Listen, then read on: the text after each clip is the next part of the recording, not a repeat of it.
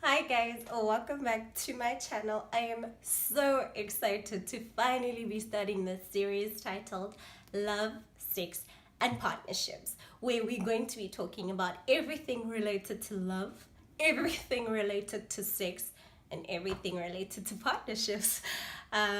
So before we get into it, guys, please don't forget to like and comment in this video, as well as subscribe to my channel so you don't miss out on anything. So let's get right into it. So the series was inspired by a conversation that I was actually having with someone, and he was actually speaking about what love means for him. And I just thought about how often so many of us have like these perceptions of what love is, how we experience love, and oftentimes we think that we have a lot of autonomy in terms of who we love, how we get into relationships, how we are even in those relationships. And the reality is, we may not really have that much autonomy. And today we'll be discussing just a general sense of what people understand by love, both in terms of just our general experiences and how people often describe or define love, as well as the psychology behind love. So please stay tuned to this video and I hope you enjoy it. So many of us, whenever we think of love, the first thing without fail that people will do, they will quote for you Corinthians 13 verse 13. And generally, the people that mess up the most in relationships are the one that will tell you love keeps no record of being wrong. Like, seriously?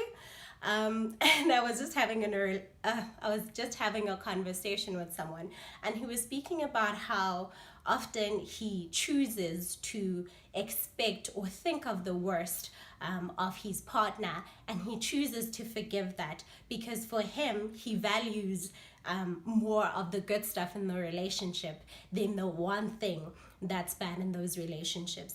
And I just thought to myself, actually, did I leave all my relationships because of that one thing? Did I really miss out on like multiple opportunities of love? And the reality is, he forgot to mention one Bible verse. And that Bible verse is Amos 3 verse 3. And it says, "Can two walk together unless they are agreed?" And I feel like this is a very important part of people defining love in terms of biblical sense. Yes, we get the whole notion of love forgives keeps no record of being wrong. It forgives everything that is being wronged. But if I have a deal breaker and you have a deal breaker, and we both can't agree to accept those deal breakers about each other, then clearly we cannot walk in that relationship together.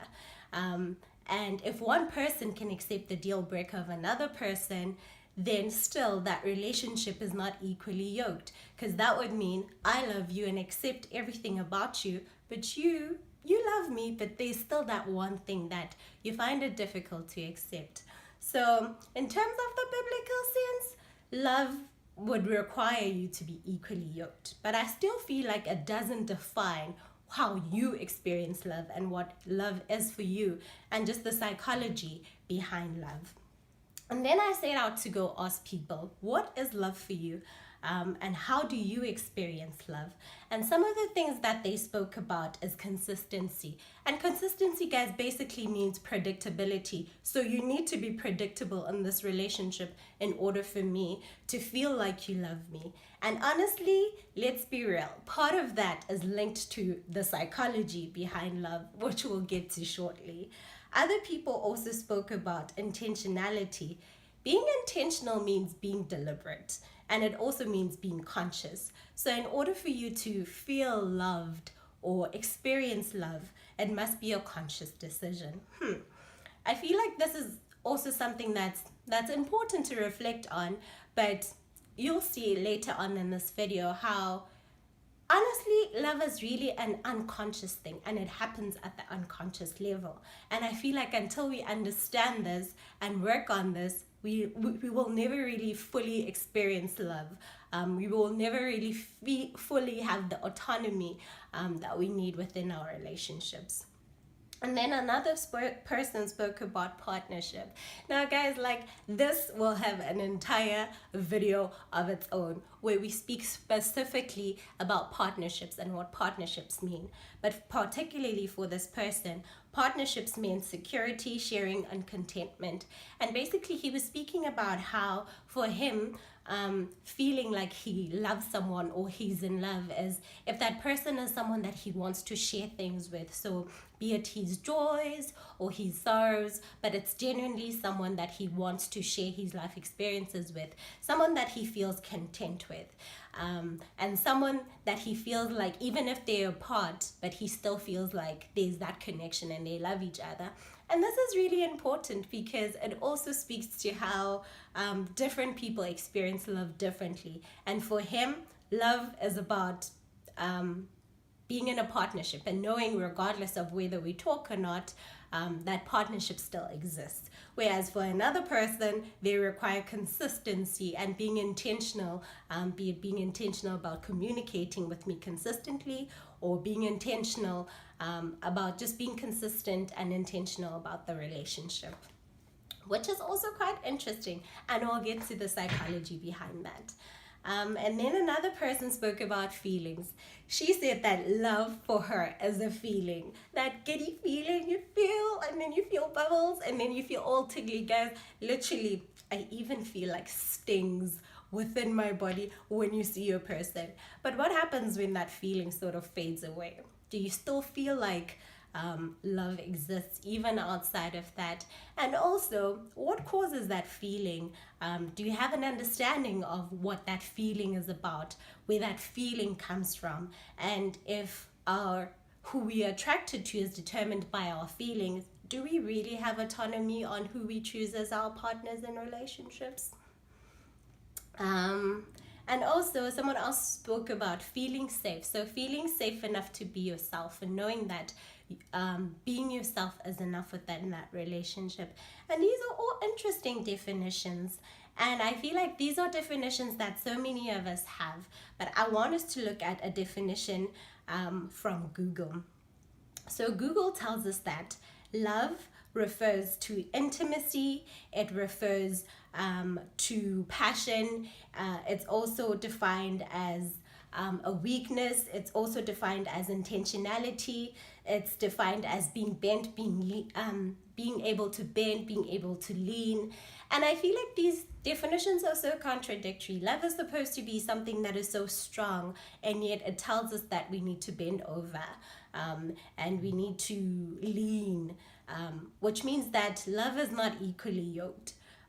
Which means that if I'm bending, that means I'm compromising for you, and I'm trying to accommodate you in that relationship. And can that fully actually be a full experience of love? Now, I want us to get to the crux of things, the psychology behind love. But before we get to that, I have one more question for you guys. How much autonomy do you actually think you have in terms of who you're attracted to, who you end up in a relationship with, and just how you feel within that relationship? And a lot of you guys will probably say, I have choice, I have autonomy, I have freedom to choose who I get into a relationship with. And you're right, to some extent you do. But the reality is, who you're attracted to, you literally have no autonomy over. It just happens. It's just a feeling you feel inside of you, and you drawn to that person. And you may not even understand why you drawn to that person. But most times you feel this feeling inside of you. And that feeling tells you that this is the person you should be with. This is the person that you'll be happy with, where your needs will be met. And that feeling, that is not you. That feeling is called attachment. And basically what attachment means, it means how can I draw people in and get them closer into proximity with me? And in order for you to get those people close, you've learned certain ways to do it. And the reality is our attachments are set way before we can even think about relationships or intimate partner relationships. And attachment is set within the first couple of months of your life. In fact, the first few days into this world, they tell you how to go about actually getting people into close proximity. And what that basically means is that when you're born, each time you cry, you elicit a certain response from your parents. So it's either your parents come close to you and they cuddle you, and they feed you. And by virtue of learning certain ways of drawing people closer to you and getting them to meet your needs, and be those needs physical touch, physical intimacy, having basic needs like being fed, or more, I don't want to say advanced need like sex, because sex is not really that advanced. It's actually quite a basic need for humans and ensuring their survival. But even the way you actually get people close to you in order to fulfill even your sexual needs is determined by your early attachment with your parents. And what this basically means is that within the first few days of your life already, a sort of blueprint of how you'll go about doing relationships, getting attracted, who you even attracted to, is determined within the first couple of months of your life. And the attachment that you have with your parents determines the type of relationships you'll end up in adulthood. And if you have a parent who's quite unpredictable and they're quite inconsistent, those are the people who will develop an ambivalent attachment style. And what this basically means is that those are the people who will want to be reassured, who will want to be affirmed, who will want to be with their intimate partners all the time. And that's basically because your parents were quite inconsistent in terms of how they responded to your needs. And because of that ambivalence, you don't exactly know how to keep people unless they're really close to you. You don't know how to actually get them closer to you unless you constantly have them in close proximity. And generally, people with an ambivalent attachment style or preoccupied attachment style will attract people who are on the opposite spectrum of the attachment, which is avoidant attachment style. And basically, these people, their parents were quite neglecting. So they've learned that in order for their needs to be met, they need to pretend as if they don't have needs. And these people are generally emotionally closed off. They isolate themselves. And interestingly enough, they are also attracted to people who are preoccupied in terms of their attachment style. So people who are demanding, people who constantly require to be affirmed. And they're attracted to those people because they know that if the other person is constantly demanding, that means my needs cannot be put out there. And basically, you find yourself in a relationship that basically repeats and reinforces your attachment styles.